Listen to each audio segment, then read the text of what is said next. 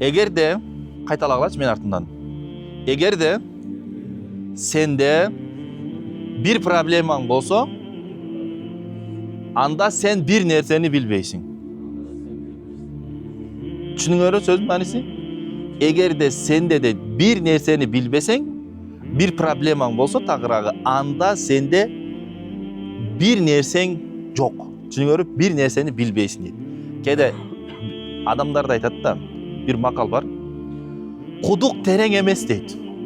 Кудук терең эмес, бирок жибиң кыска дейт. Буну кандай түшүнөбүз?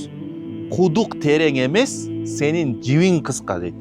Бул дегени проблемаң чоң эмес, сенин акылың кичинекей. Акылың кичинекей.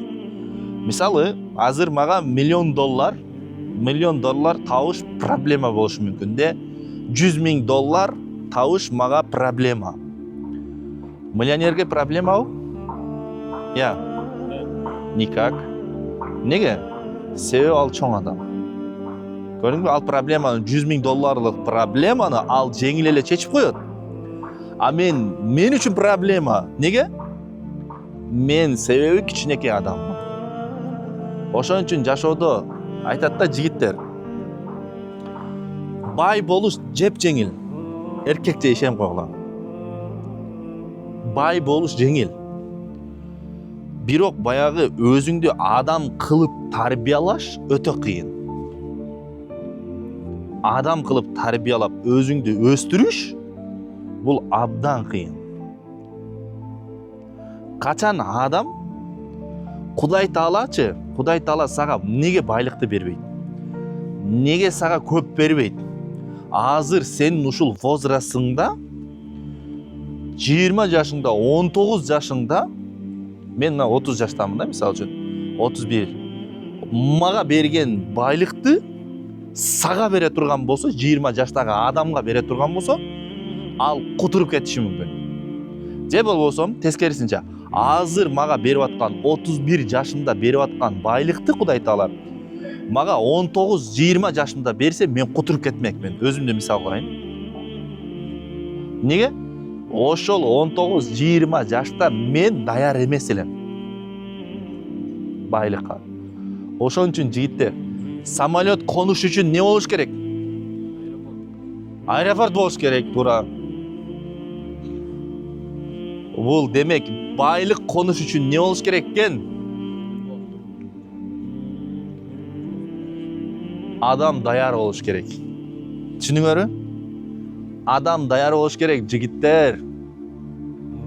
Эртең силер Кудай Таала кичине байлык бере турган болсо, кутуруп баштасаңар, Кудай Таала акырын арканды монтип тартат. Буга бере турган болсоң жалаң көбөт экен дейт.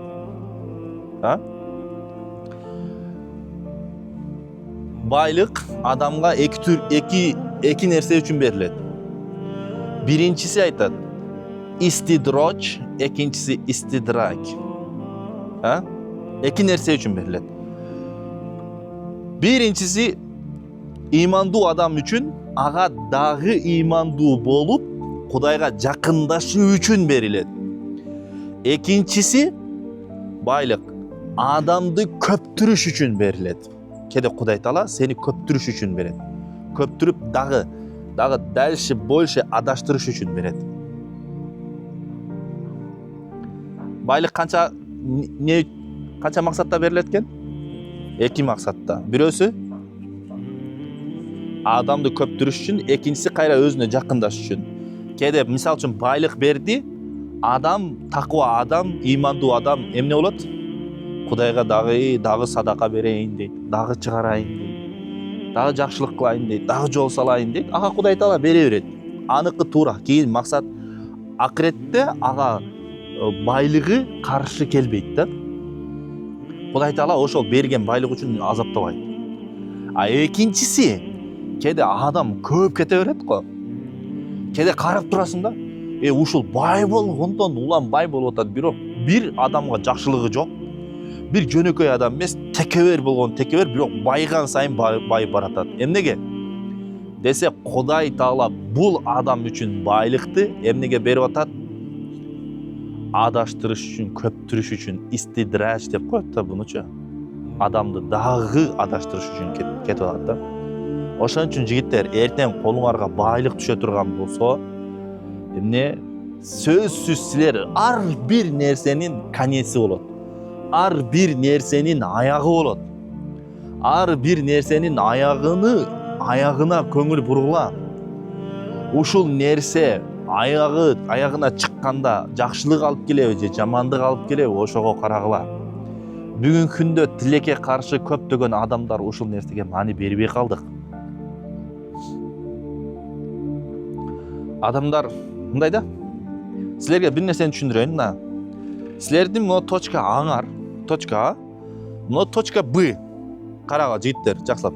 Точка А, точка Б келет бара турган жериңер бул жак. Могу жакта жыргап жашадыңар. Жыргап жашадыңар. Бирок точка Бңар келе турган жериңер эмне болуп калды? Жалаң азапта алууланып турган от болду да, тозок болду. Это хорошо? Бул жакшыбы? Эми тескерисинче, бул жакта кыйналып атасыңар. Анча болбой атат. Могул жактачы. Эми бирок точка Бга жеткениңерде жыргал жашоо болду. Кимиси жакшы? Муну экинчи жакшыбы? Башында бир аз кыйналып. Ошон үчүн жигиттер, жеңил акчага, жеңил нерселерге алданбагыла. Жеңил нерсеге, жеңил акчага алданбагыла. Жигиттер, жеңил нерсеге, жеңил акчага алданбагыла. Бат болуп кетем деп дагы ниет кылбагыла. Бат көтөрүлгөн нерсе бат түшөт. Ушуну билгиле. Карагыла. Артынан кайталагыла. Ар бир нерсенин эки тарабы бар. Ар бир нерсе жуу менен жаратылган. Жакшылык, жамандык, жер жана асман. Карагыла, ар бир нерсенин эки тарабы бар дедик, Тыйын же болсо телефон.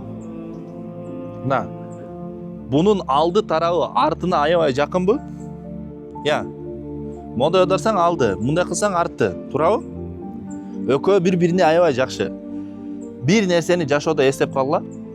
Эгерде кайталагыла, эгерде азыр жашооңдо жандуураак, жашооңдо кыйынчылык болуп атса, бир аздан кийин жеңилдик болот. Тескерисинче,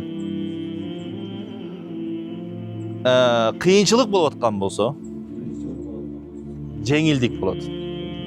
Карагыла. Мына тыйындын эки тарабы бири-бирине аябай жакын. Эгерде силерде, демек азыр кыйналып аткан болсоңор, кыйналып жаткан болсоңор, демек жыргал жашоо, жеңилдик жакын деген сөз. Оксат. Эгерде силер азыр жыргап жашап аткан болсоңор, анда билгиле балким кыйынчылык келип калат. Кедейдин бай болуп калышы мүмкүн, байдын кедей болуп калышы мүмкүн. Бул бири-бирине аябай жакын. Ошон үчүн жашоодо эч качан жигиттер түшкүлдүккө түшпөгүлө, дайыма аракет кылгыла. Андан кийин убакыт жигиттер бат эле өтүп кетет. Кудай Таала Кур'ан-ы Каримде айтат: "Вал асри иннал инсана лафи хуср илля лазина аману ва амилу салихати ва тавасау бил хакки ва тавасау бис сабр" дейт. Кылымга, убакытка ант дейт. Эмнеге ант экен? Кулумга, убакытка ант. Иннал инсана лафи хуср, адам заты, адам баласы бардыгы зыян тартууда дейт. Силердин келгениңерге канча ай болду? 4 ай. Мен биринчи келгенде кимдерге келген элем? жаңы келгенде бирөөлөр келме. Силерге канча ай болду? 10 ай, 9 ай. Мына кара, убакытты кара. Ошон үчүн Кудай Таала бекеринен убакытка ант ичкен жок жигиттер. Кече эле мектепте жүрөт элеңер, туурабы? Мектепте жүрөт элеңер. Бүгүн эмне болду? Бүгүн уже кызматты да бүтүп атасыңар. Жакында эле силер менен сүйлөшкөн элек. Уже мына кетип атат. Мына убакыт кете өтө берет. Убакыт менен эки нерсе параллельно кетет. Убакыт жылып атат азыр, мына. Мисалы үчүн кетти, уже 5 секунда кетти. Ошону менен пайда, зыян кетип атат. Мен эчтеке кылбадым, мына. Тынч отурам. Жигиттер. Тынч отурам. Убакыт кетти. Аны менен параллельно зыян менен пайда кетти. Мен эгерде тынч отурган болсом, анда эмне кетти? Эчтеке кылбадым. Зыянга кирдим. А эгерде жакшы нерселерди окуп үйрөнүп отурдум да, бул мындай турбайбы деп пайдалуу пайдаланган болсом, убакытты туура пайдаланган болсом, анда эмне болду? Мага пайда болду. Убакыт менен параллельно эки нерсе кетет экен, ал эмне экен? Пайда менен зыян, көрдүңөрбү? Убакыт өтө берет. Мына мисалы үчүн эки адам. Бирөөсү дайыма ичет, чегет. Бирөөсү ичет, чегет, жаман жолдо жүрөт, кыздарга барат, ар жактарда жүрө берет. А экинчиси болсо намаз окуйт, мешитке барат, жакшылык кылат, дайыма убактысын пайдаланат. Мунун дагы убактысы өтүп атат, монун дагы убактысы өтүп атат. Мунун дагы жашоосу өтүп атат, мунун дагы жашоосу өтүп атат. Бул зыянга кирип кетип атат, а бул болсо пайда алып атат. Бул эртең Кудай Тааланын алдында катуу жооп берет, а бул болсо эмне кылат? Бейишке түшөт. Ошон үчүн жигиттер, убактыңарды кимге жана эмнеге кетирип жатканыңарга аябай карагыла. Убактыңарды эмнеге кетирип атканыңарга карагыла. Силерде буга чейин намаз окугандар бар беле? Экөө экен, Ооба, жакшы. Жигиттер, эми командировкадан кызматтан чыккандан кийин намазды баштагыла, Кудай буйрса. Мен силерге мойнумдан сакыт кылып коеюн, ошол жерде мойнумдан жоопкерчиликти алайын. Пайгамбарыбыз айтты: адам өлгөндө деди, эң биринчи намаздан суралат деди. Awwalu ma yuhasabu bihi al-insanu as-salat. Адам эртең кабырга түшкөндөн кийин эң биринчи сен ла илаха иллаллах Мухаммаду Расулуллах сурайт экенде, сен мусулмансыңбы дейт экен. Ооба, мусулманмын десең, анда намаздан, эң биринчи намаздан эме болот экен, сурак болот экен да. Намазынан жакшы өтө турган болсо, жакшы сынак тапшыра турган болсо, андан кийин анан калган амалдары каралат экен да. Ас-салату иннас-салата танха анил фахшаи вал мункар. Алла Таала айтты, чындыгында намаз деди, адамды жамандыктан тыят.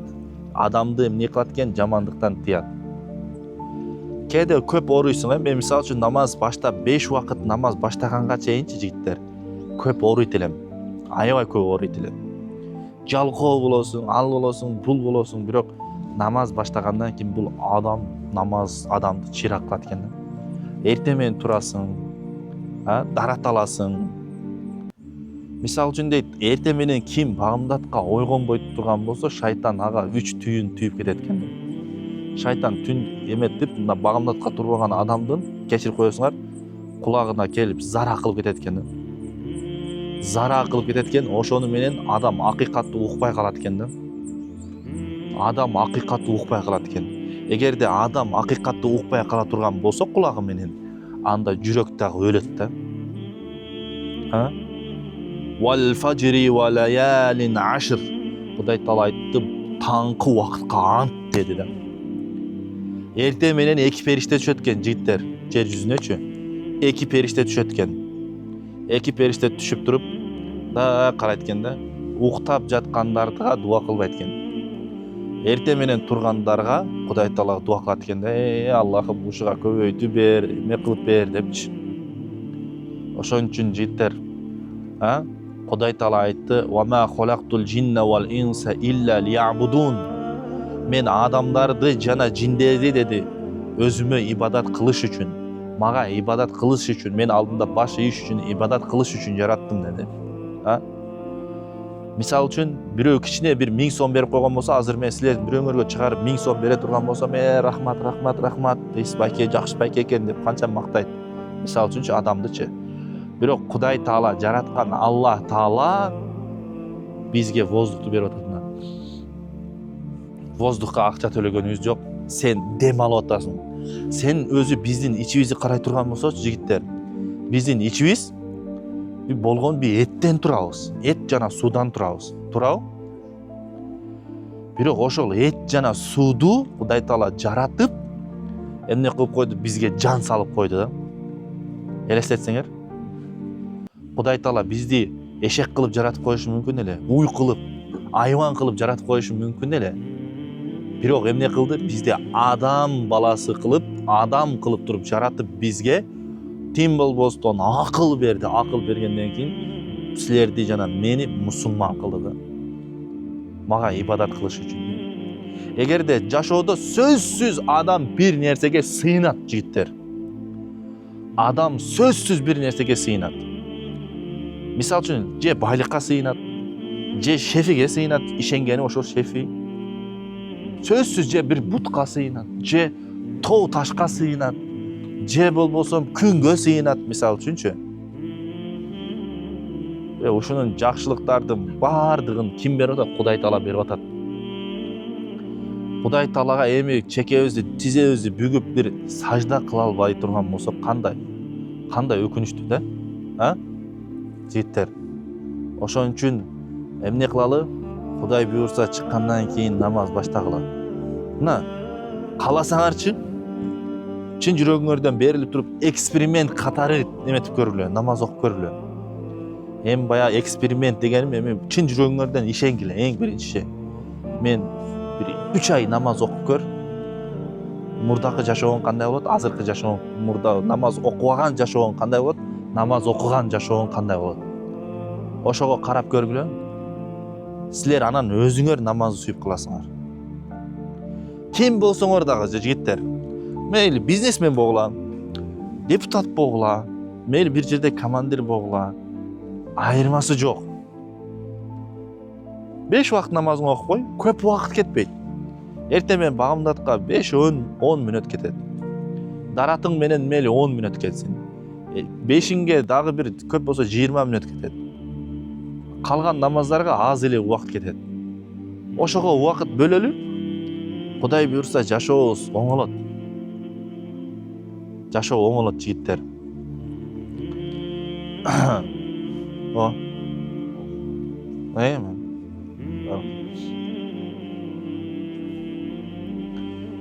Жашооңорду оңдомокчу болсоңор, жигиттер, эң биринчи намазга бекем болгула. Намаз. Мына ийгиликти көбүнчө адамдар каяктан табайын дейт. Намаз оку, ичпе, чекпе.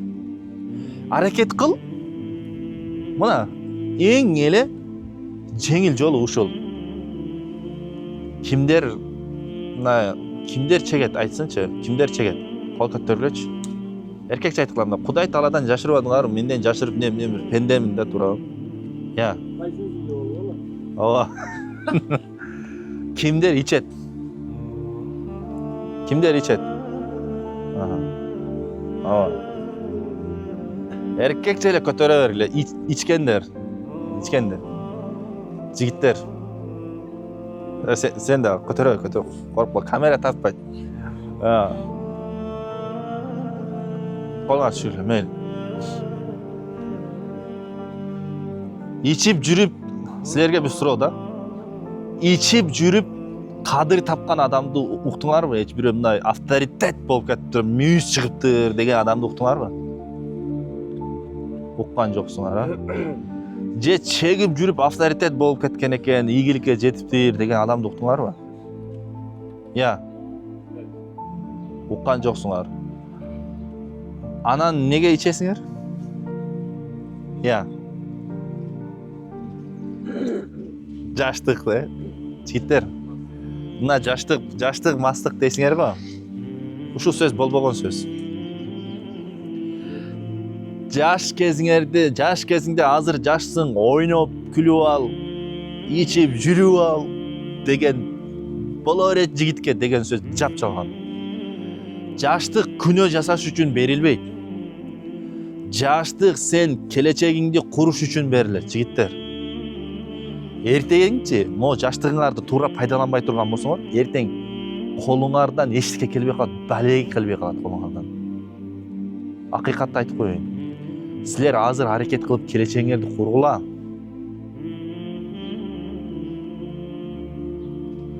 Ичип чеге турган чеккенчи,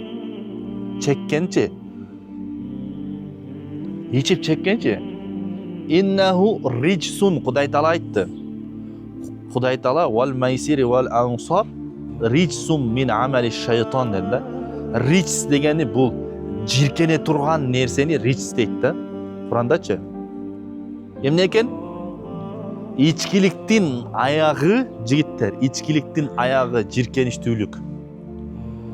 Мисал үчүн бирөө бомуш болуп жатса, бомуш болуп ичип жаткан болгон болсо, ким ошону мисал үчүн жакшы көрөт? О, как приятно, кандай жагымдуу деп айтабы? Я. Көңүл бурал жигиттер, шайтан алаксытат да ушундай кездечи. Шайтан ушундай даватты уктургусу келбейт да. Шайтан ошондой арада жүрөт да, ушундай эме кылыпчы уккусу келбейт. Уктургусу келбейт да адамдарга, алаксытат да. Бул шайтандын тактикасы да, жигиттер. Ошон үчүн силер маани берип укула. Мен силерге жакшылыкка чакырып атам да, мисал үчүнчү. Жакшылыкка чакырып атам. Эртең келечекте рахматыңарды айтасыңар. А? Бул силердин келечегиңерге чоң пайдасын берет. А? Ичип жүргөн, ичип бомуш болуп кеткен адамга силер жакшы, жагымдуу деп карайсыңарбы? Лично карабайсыңар. Неге Кудай Таала айтып атат? Бул арак ичүүнүн аягы жиркеничтүүлүк деп атат. Жиркеничтүүлүк деп атат. Жашооң жиркеничтүү болот. Аялың жиркенет, балдарың жиркенет, эртең сасып тура турган болсоң. Эртең силерчи, мен силерге бир нерсе айтам. Биринчиден ичпегиле. Экинчиден ичип алган кезде кошулуп алгыла аялыңарга. Медицина боюнча ким ичип алганда кошула турган болсо, эртең балаң алкаш болуп төрөлүшү мүмкүн. Именно ичкен кезде кошулат го. Ошол кезде ошол арактын таасири сенин балаңа дагы өтөт. Биринчиден ичпегиле. Экинчиден ичкен кезде кошулбаш керек. Кудай сактасын, мен өзүм мисал үчүн оозума бир жолу дагы алган эмесмин, алхамдулилла. Пиво, арак, марак деген нерселер бир жолу алган эмесмин. Бар, дискотека дегенге мен кирип, али баягында бийлеген дагы эмесмин. Мен ошондой жерлерге келсем, не кылышымды билбей калам. Кээде жөн эле мындай бир барып кала турган болсомчу, досторум менен анча-мынча бирөөлөргө мындай бир кирип чакырып чыккан учурлар болуп калат да. Ошондой кезде кирбесем, башка кезде киргем жок, алхамдулилла. Жаман жолго баспагыла жигиттер, азыр силер адашып кетишиңер өтө жеңил да, силерчи. Азыр силер эгерде жашооңорду бир ошол тарапка кетип кала турган болсоңор, анан өмүр бою чыга албайсыңар. Көз карандуу болуп каласыңар. Арак ичкениңерди таштагыла. Колуңардан келет азыр, жашсыңар. Апаңар сыздайт, силер иче турган болсоңор. Апаңар сыздайт, аялыңар сыздайт, балаңар сыздайт. Силерге ошол жакшыбы? Я. Дагы бир нерсе айтайынбы? Араккеч адам арак ичкен кезде шайтандын аялы болот. Шайтан түнү менен жыргайт да. Түнү менен ары бери тоголот чыгат. Пайдаланып аял кылып чыгат. Ичип алган адамды, мас адамды. Эртең менен ишенбесең, ичкен кезде ишенбесең, ошо мас адамдан сурасаң, арты суулашып калат. Чын айтам. Эксперимент кылып көргүлө, мисал үчүн. Аны сен өзү ал ичкен адам байкабайт да, мисал үчүн.